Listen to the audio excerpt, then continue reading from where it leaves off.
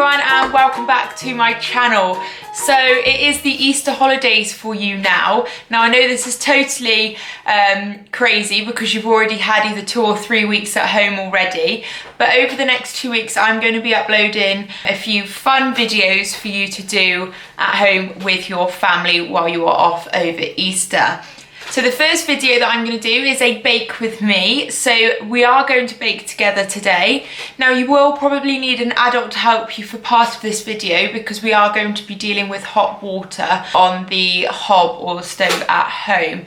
So if there is an adult nearby or somebody who can support you, please just ask them kindly for their help just for the first part of this video, because the second part of this video you should be able to do on your own. For this video I will try and sit or stay to this side of the screen so that I can keep the set of instructions up here. Now you will need to be measuring out the ingredients on your own by using scales or a jug for the water and liquid. But yeah, like I said, I will keep the instructions up as much as I can on the screen here for you to follow. Okay, so if we look at the set of instructions for today's bake with me, you will need some cereal. Now I have got Weetabix here. You can use any type of cereal that you want to, so Cocoa Pops, Rice Krispies, Corn Flakes, anything that you have got at home that you think would be nice. Then you will need a bar of chocolate.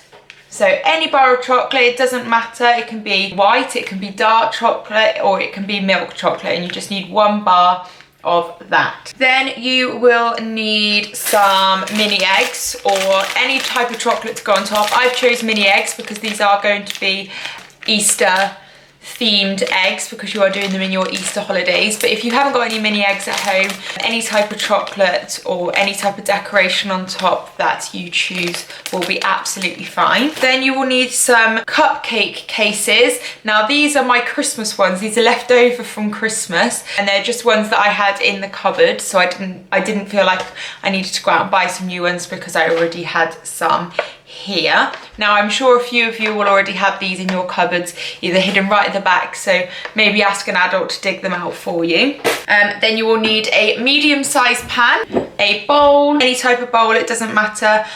Just make sure or ask an adult if the bowl can be heated up because you are going to need to melt the chocolate in here. Then you will need a set of weighing scales. Now I've got a set of electric weighing scales here.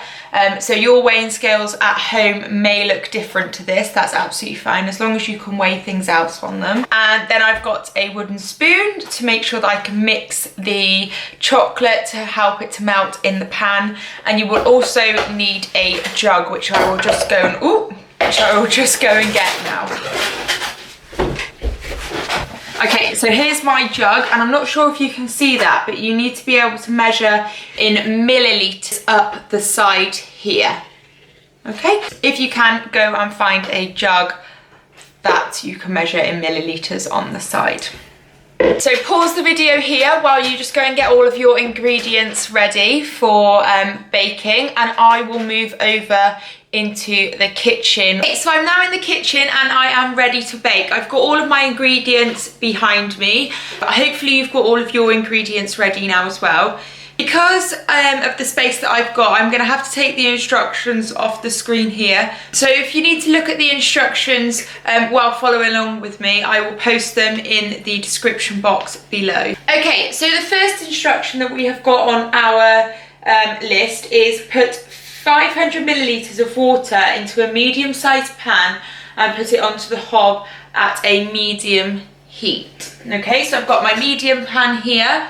I'm going to put it on the hob, and then I've got my jug in my hands here, and I'm going to measure all the way up to 500 milliliters on my jug, and then I'm going to put it into my pan.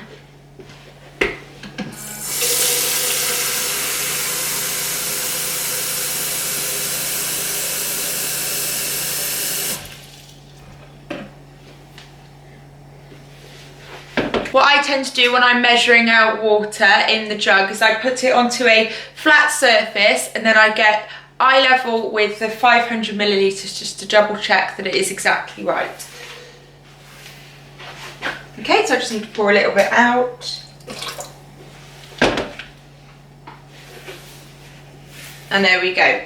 This is the bit that you will need an adult for, because we are going to be dealing with a hot surface, and you may burn yourself if you do this on your own. So please, please, please make sure that you've got an adult supporting you now so that you don't hurt yourself. You're going to pour your water into the pan and then put it onto a medium heat. The next instruction says, while waiting for the water to boil, line the cupcake cases out on a plate or a tin and put to the side. So I have got a cupcake tin. Now don't worry if you don't have one of these, just a metal tin or a plate will do.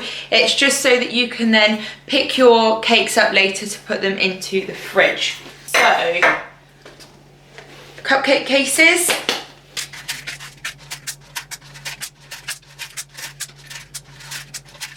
So I've put all my cupcake cases into my tin, and I'm just going to put this over to one side, ready to use for later. The next instruction says, then measure out 200 grams of chocolate and break into small pieces. So this is where you're going to need your weighing scales, and then you are going to also need your chocolate. Okay, so I've got my weighing scales here in front of me. You need to make sure that at the bottom of the weighing scales, it says 0 grams. Now, you might have a button on your weighing scales that says tear or 0, and that will mean that it will take it to 0 grams, so that you're definitely making sure that you have got only 200 grams of chocolate. Okay, so I'm gonna just open up my chocolate here.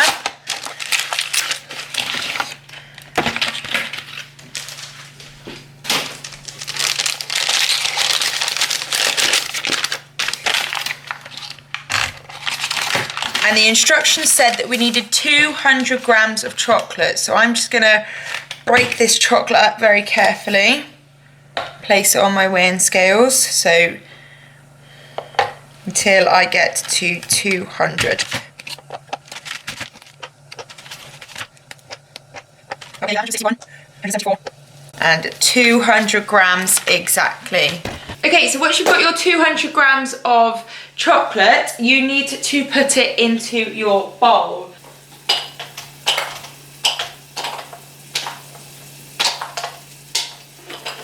And just spread it out equally in your bowl. Now my water, I'm pretty sure you can see that, is boiling now. So that means that I can carefully, this is where you will need an adult. Please don't be doing this by yourselves. Your adult needs to put it onto the boiling pan of water so that we can melt the chocolate without burning it. Okay, so carefully place it over the top of your pan, and then we need to stir the chocolate with your wooden spoon until the chocolate has melted. Now be very careful doing this because the bowl sometimes can slip around all over the place.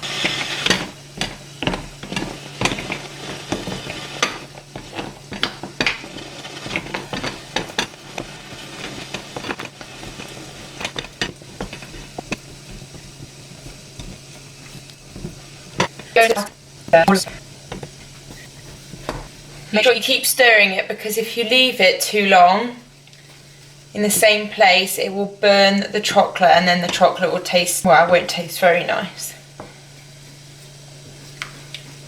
Okay, so I think all of the chocolate has now melted, so we need to take it off the heat. You will need an adult to do this for you, because that bowl is going to be really, really hot. Okay, so we've now got our chocolate melted in the bowl. Make sure that you keep it stirring so that it doesn't set. Next instruction says to measure out 150 grams of cereal. So this is totally a cereal of your choice. I have got Weetabix for my choice of cereal. So I need to measure out 150 grams of this on my weighing scales. Okay, so I've got the weighing scales in front of me. Ooh. Now it says -5 there, so I need to hit 0 or tear, and it's now gone back to 0. So I'm just going to take my Weetabix and measure out 150 grams, or very close to. Okay, very close, 147 grams. Okay, so I've measured out my cereal over there, and now I'm just going to carefully crumble it up into my bowl. Now, I think I'm going to need to put my chocolate into a bit of a bigger bowl because I don't think all of it is going to fit in this little bowl. Okay, so I've got my bowl here. I'm just going to carefully, oh, that bowl is still very warm, so I need to get a tea towel. I'm just going to carefully spoon my chocolate out into this bigger bowl. Okay, so I put my chocolate into the bigger bowl. Now I'm going to crumble up my cereal. If you've got a cereal that is already crumbled up, so cornflakes or Cocoa Pops is already in little bits, you won't need to do this step. But I'm just going to carefully break it up and put it into my chocolate. Very messy.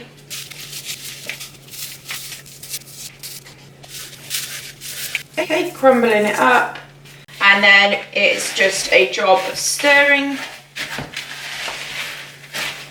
the cereal into the chocolate, making sure that all of the cereal is covered in chocolate.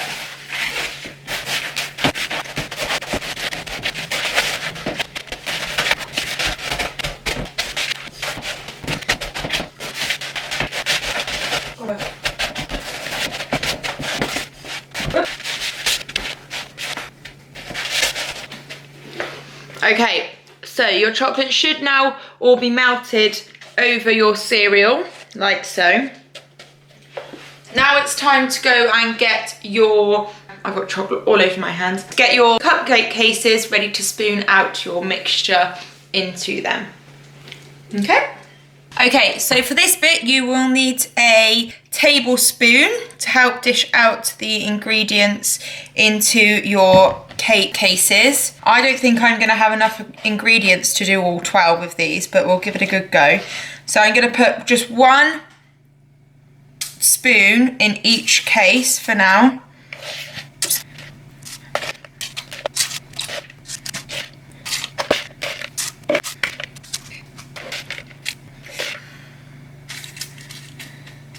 So like I thought, I don't really have enough mixture for all 12 cases.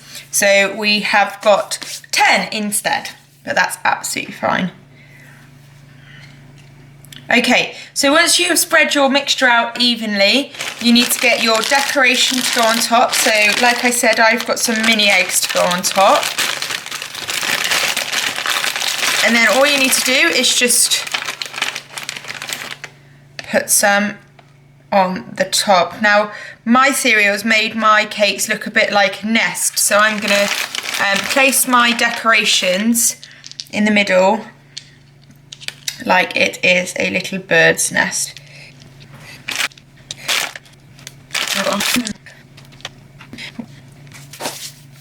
Okay, so there are my little Easter egg cakes. It's now time to go and put them in the fridge so that they can set. Okay, so like I said, you need to go and put the cakes into the fridge so that they can set. But if you are feeling really hungry, they are also super yummy while they're a little bit warm still. Okay, so that completes our bake with me today. Now we've not finished just yet. If you have made a mess or if you have got now dirty dishes, please, please, please help your parents to clean up. It's really important that after baking, we clear up after ourselves as well. Okay, well done everybody. I hope you have enjoyed today's video and I will see you in the next one.